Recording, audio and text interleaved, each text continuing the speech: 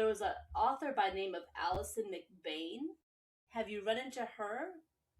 No, I Name ring don't any think so. bells? She is No, but fascinated. ring the bells for me. Yeah. So if you haven't spoken with her yet, I think you should because I think you'll enjoy talking with her. Um, we did a podcast in my first season, aired back in September. She had written a book about what if the United States had never been colonized by England? What if it had been Oh, colonized by China? And so she does this whole alternate universe with her book. brilliant, And I'm brilliant. Yeah, thinking that you would really enjoy speaking with her on one of your podcasts. She shares the I same would very much. publicist. But Yeah, as you were yeah, talking, and especially about these different situations with the politics, I thought I couldn't help but yeah, think about her and her work and just her thoughts on how the motivation for colonization would have been different, and maybe, of course, as a result, future history would have come out yeah. differently. Um, I must get that. So she did a book of what if the US had been colonized by China and not Britain. exactly, exactly. I forget the name of her book. Let me see if I can find it here. But I'll find it. Don't no, I'll look that up straight away and I'll get that because I mean that's a great concept. It's brilliant. right, yeah, it was just like wow, I never would have thought of it.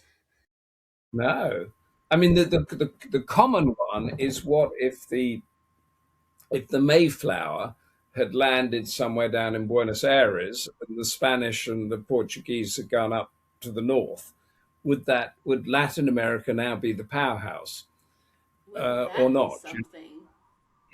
And I think that was I think somebody's done that, or I've had a number of discussions about it.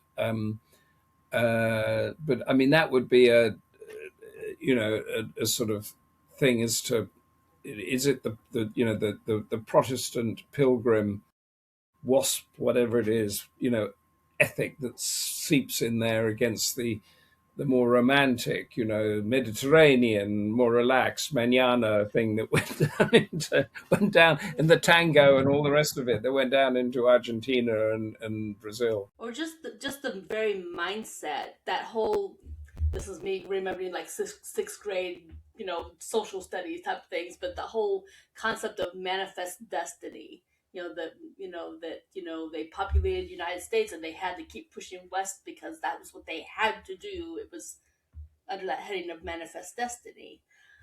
Whereas, another culture possibly might have maybe been more friendly with the Native American Indians. It would have just They would have respected boundaries and worked around them. And it's just interesting to imagine the different. We're going to go back to personalities of different Yeah, individual countries and how they might have worked differently with the indigenous peoples. that's a very interesting one actually, and I'm just trying. As you were thinking, I was thinking about that because the British and the French were the main pushing colonizers, and we were pretty, and the French were not great either. The Spanish were absolutely horrendous, as were the Portuguese. They just Yeah. slaughtered everybody. And then came the Germans. The Belgians were dreadful because they had Zaire, which is now the Congo, and the King Leopold just declared it his own fiefdom and did what he wanted there. That was absolutely horrible. I guess if the Norwegians or the Nordic countries had been involved, they would possibly, I don't know, have been a little bit more um,